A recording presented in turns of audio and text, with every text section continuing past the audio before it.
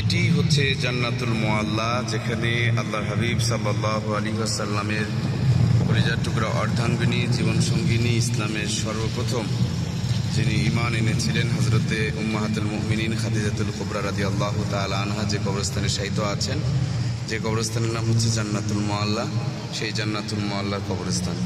দেখুন, কবরের সামনে কোনো নিশানা টিশানা কোনো কিছুই নেই, শুধুই একটা কবর, সামনে একটু চিহ্ন। আর আমাদের দেশে আমরা কত কি বানিয়ে ফেলেছি।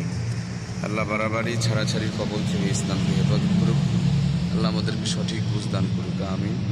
এই হচ্ছে জান্নাতুল মুআল্লা। আগামীকাল ঈদ, এই জন্য জমজম টাওয়ার থেকে আলোর ফোয়ারা গোটা মক্কাকে আলোকিত করে রাখবে।